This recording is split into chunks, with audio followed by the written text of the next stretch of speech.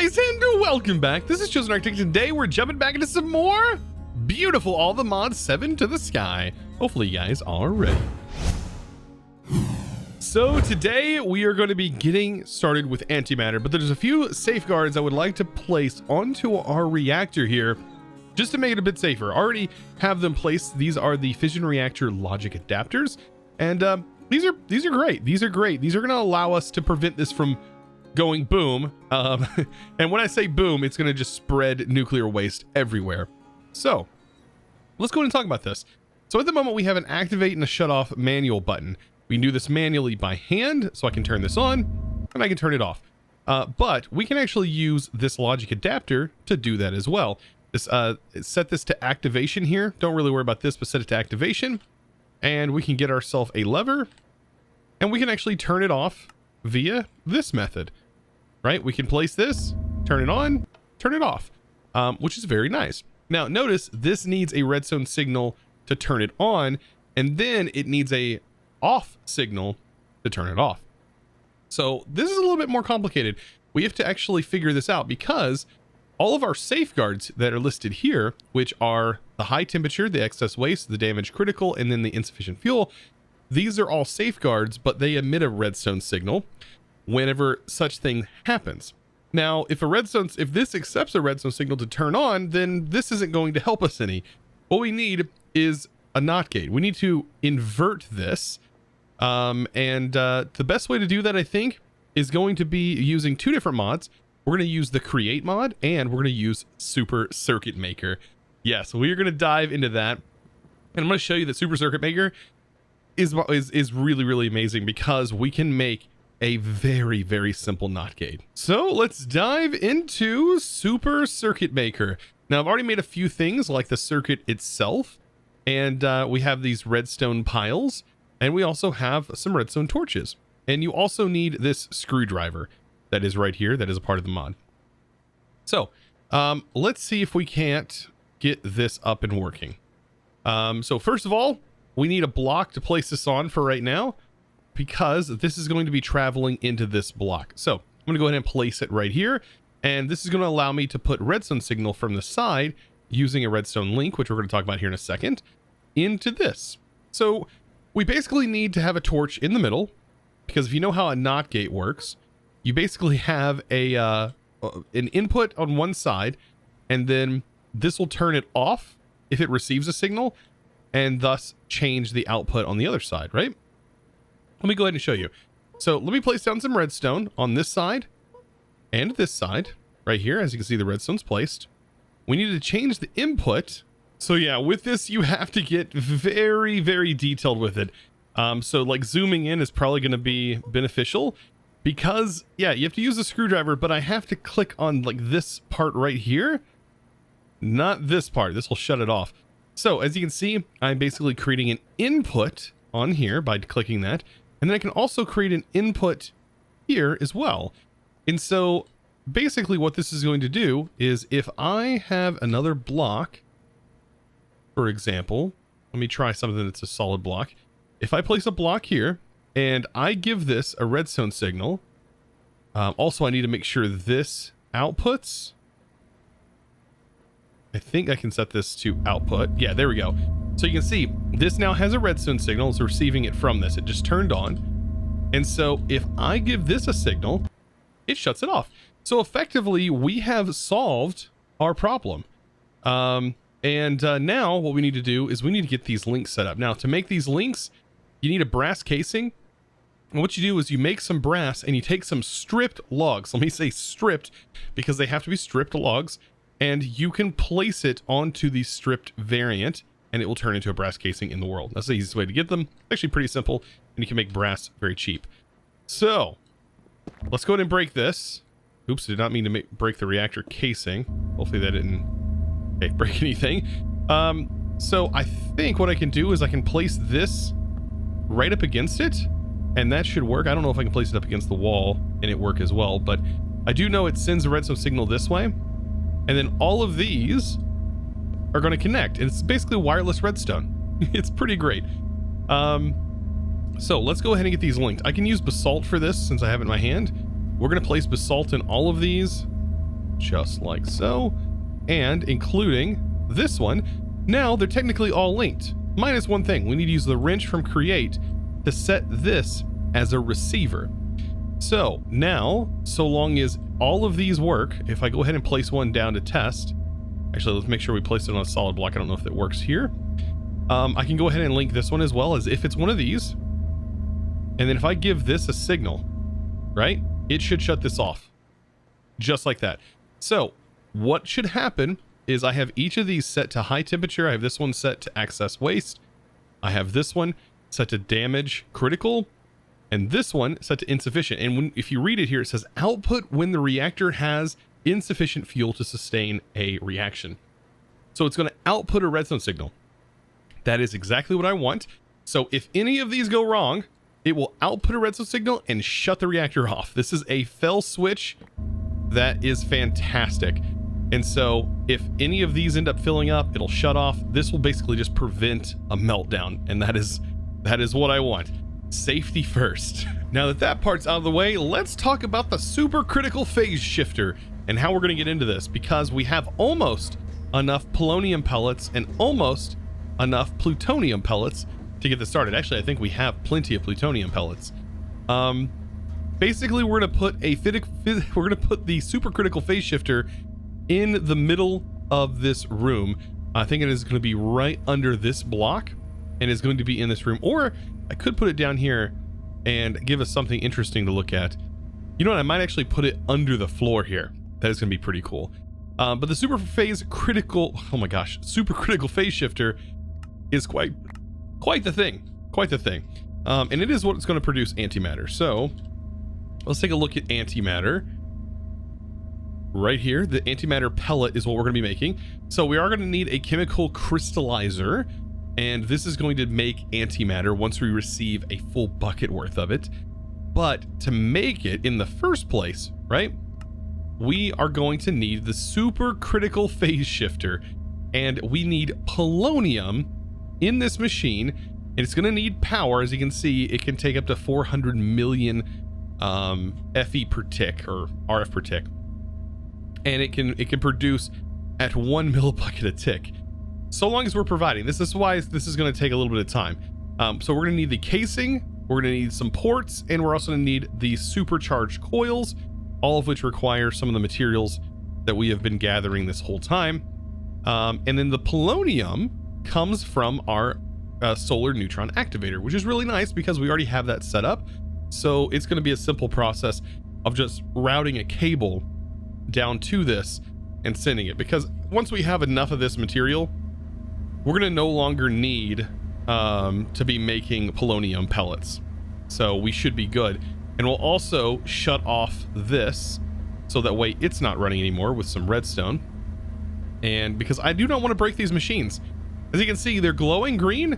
If I was to break these machines or break the pipes while they're full of material, things go boom. Well, not really boom, but we'll basically be infected with poison and we'll die, and our whole base will be infected.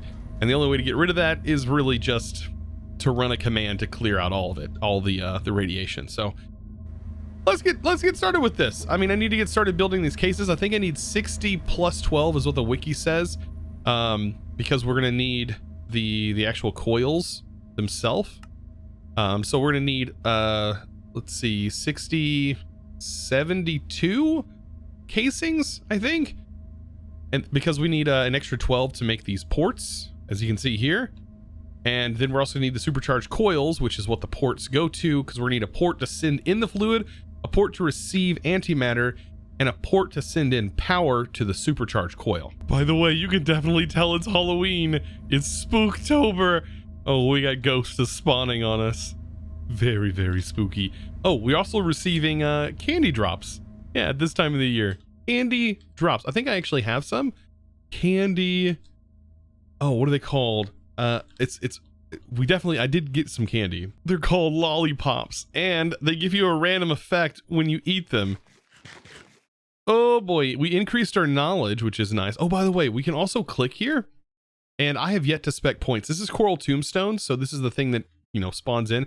You can see right here, Halloween bonus, during the Halloween events. You get bonus special holiday events, and then can convert zombie villagers by using the Ankh, something like that. But I have some stuff spec'd in here, like Scribe, and improves magical books, or we have improved Grave Key.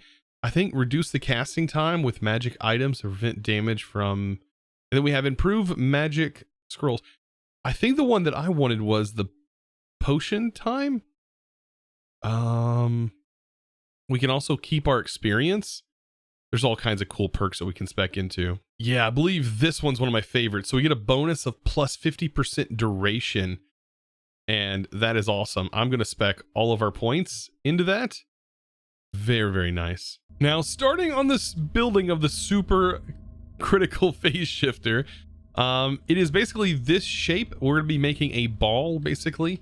I know, a round, we're making a sphere in Minecraft. But it's going to be basically like a 5x5. And this is the top part, and then the outer edge is going to be surrounded by those casings. Now, right now, I'm just using the glass. Now, you could build the whole thing out of supercritical casing, but I don't recommend building it out of the SPF or SPS because it's so expensive to make. Instead, you can substitute the outer edges with reactor glass, which is kind of nice. Now, if this is going to have a border, I need to remember that this is where the border is going to go. So on the outer edge, when building back down, this is where this glass should go, I believe. And this is going to be a 5, and it'll start to sort of come together. So this is 1, 2, then this is the middle, and then 1, 2, and then same here. We find the middle, 1, 2, and we sort of build off like this till we complete the sides, and then of course complete the sides here. And I have to do this for all of the sides. And once we get all the sides ready, it'll actually be pretty simple for us to just place in the SPS casing. So everything is coming together. I have my crystallizer down here, and then this is how this is going to go. As you can see, my SPS ports just finished crafting. It's gonna go just like this. Pretty simple, since I have all of the reactor glass set up. Now you can use structural glass or reactor glass for this, but as you can see, for right now, I'm just going with this. Pretty straightforward. Like, as far as placing all this down, looks like I missed a piece of glass right there, and there are a couple of pieces of glass that are left out because I am going to be using them later on for something else. So like in the bottom, I have this left out because this is where our actual SPS ports are going to go. So we have all of our ports, and for example, one of the ports is going to go here. Then I have a port that is going to be connected here, and then we have a port that's going to be on the bottom for our power. So pretty cool all in all. The only thing we have left, I believe, is our energizer. I think that's what it's called. This thing right here, the supercharged coil. Let's see, I need to craft that or get that started crafting. And really, we're going to use one starting out. I think we'll be fine with just one. So let me finish up building this, and we're almost ready to go. So our supercharged coil, pop it right there. I'm going to pop out through the top, and as soon as I close this up, there we go. We get the red particles, which means this is working. Now, I don't know if I have to change the SPS ports on this to be like output or input. I don't think that matters. Does it? Okay, so this is an output or input. So we need this to be an output because this is going to be sending out our fluid once it is has been super critically phase shifted. I assume that's what it's doing. This is an input, and then we have our power input down here.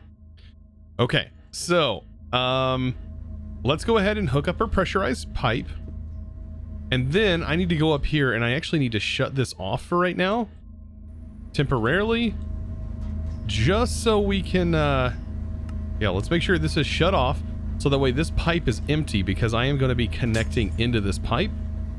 And then I also want to make sure this machine is turned off as well. So there's nothing in this pipe, so we should be good connecting it. There we go. And technically what's going to happen is this should be done. But what I kind of want is this to completely fill up, so it might end up doing that.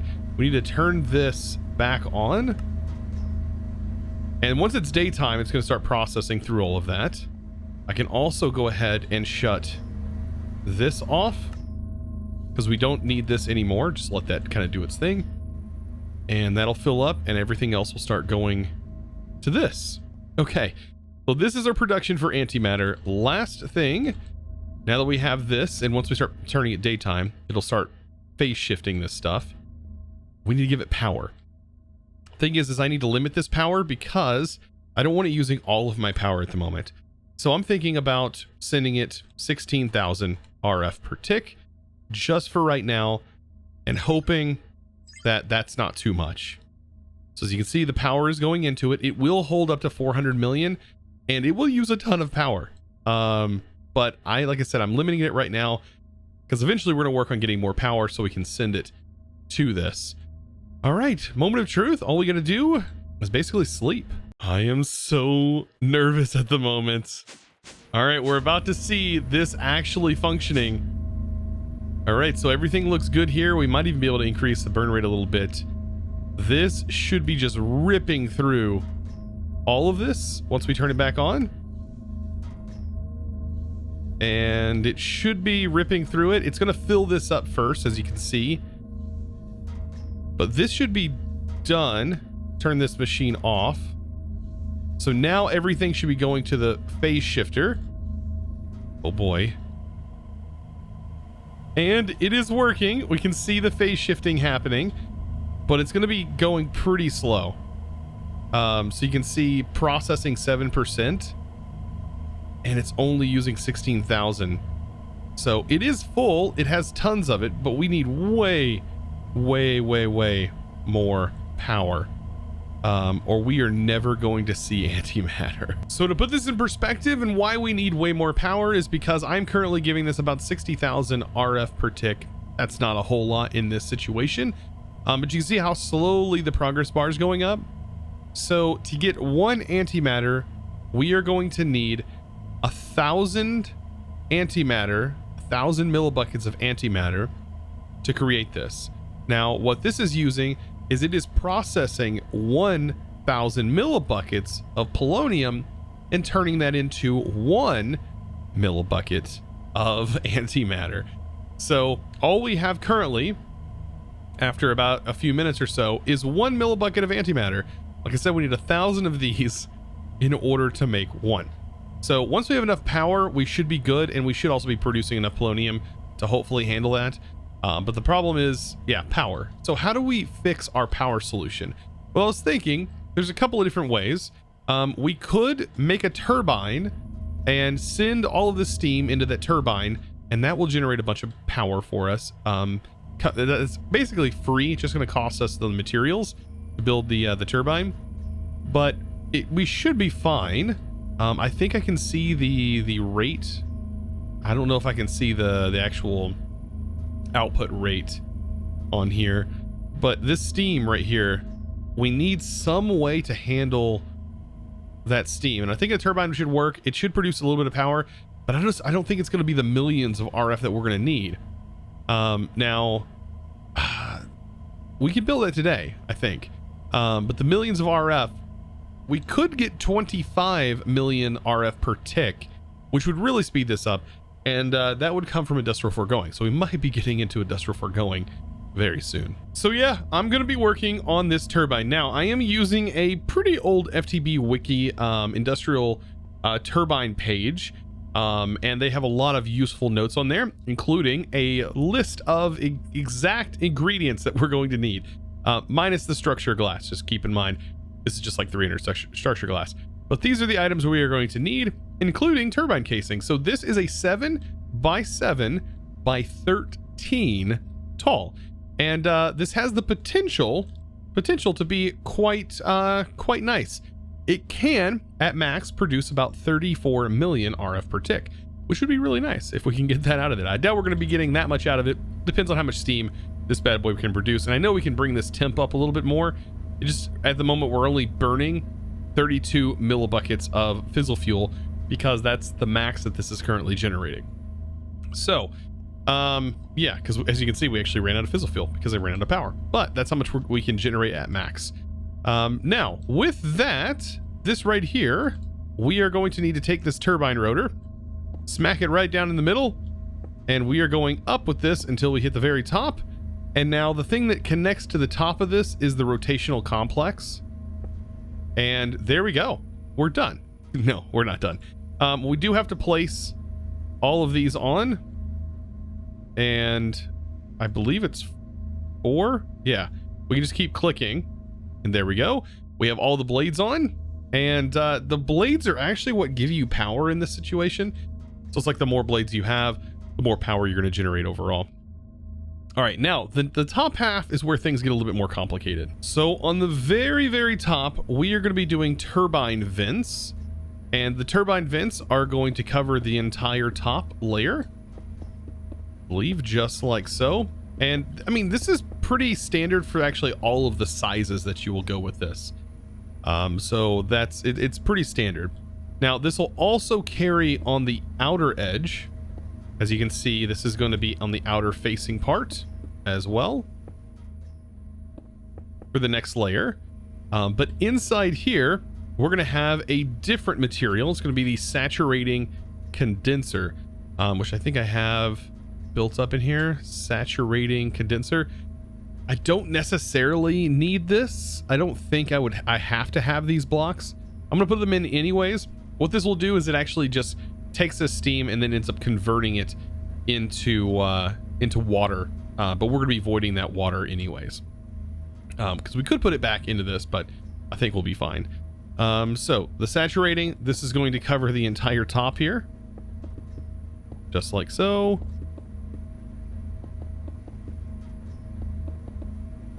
There we go. And then the next layer is actually going to be kind of interesting, I think. Let's see. This might have to go a little bit deeper. Okay, so I mean, I did a little bit more research on here, and it does look like I can just build it like this. So let me kind of explain this the best I can. So the whole inside and roof is all turbine vents. This whole area is nice and hollow. And if I go down here, we will see that rotary complex is right here, surrounded by pressure dispersers. And then we have turbine vents literally going through the whole thing. And then right on top is just my 3 electromagnetic coils. I think that is it for this section. And then right over here is where I'm going to put my port, my turbine valve.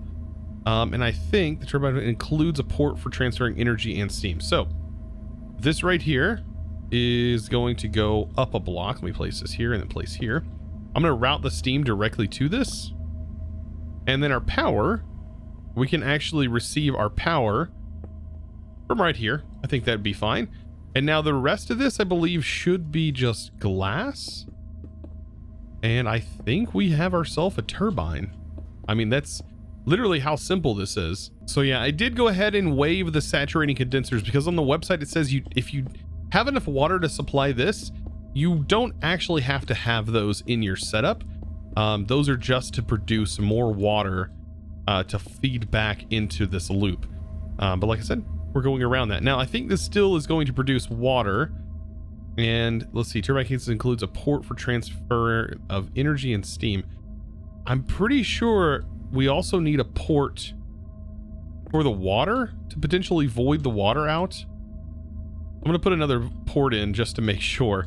So I'm pretty sure we are going to need that. All right, let's see if this all works. And there we go. So perfect. Let's go ahead and see if we can't configure these. Do I have a this is the turbine statistics. Tells me a little bit about this. So this does not change. Configure mode. No, I'm assuming that is where we're going to be sending power.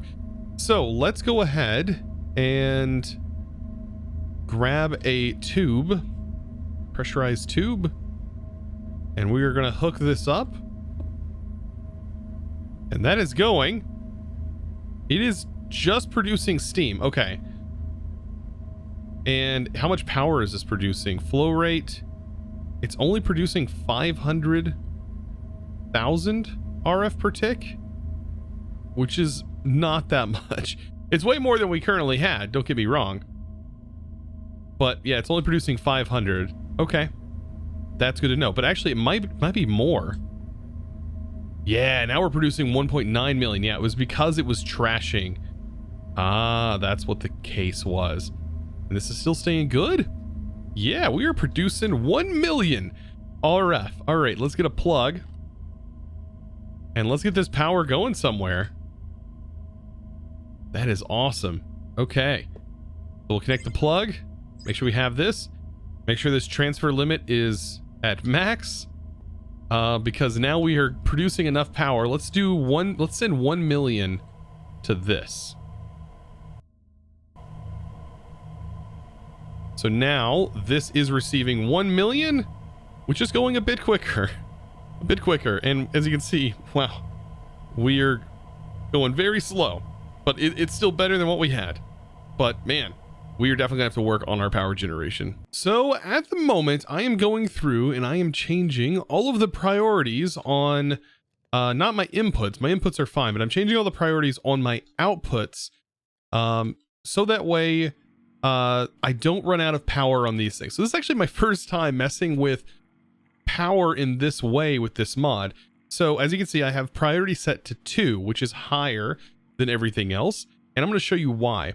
So at the moment, if you want to copy a config, you can just shift right click and then paste. So that's what I'm doing. And what I want is I want these to be 2, which is high. I want all my machines to be 2, so that way they always have power. I want this to be 1. So this is at a priority of 1. And the next lowest priority is going to be a trash can. So I want to void all other power into this. And there's a reason for this. So the priority is going to be 1, and I want to send all remaining power into here. And this should work, I think. It says we're sending 1 million power, but I think it's because this is emptying.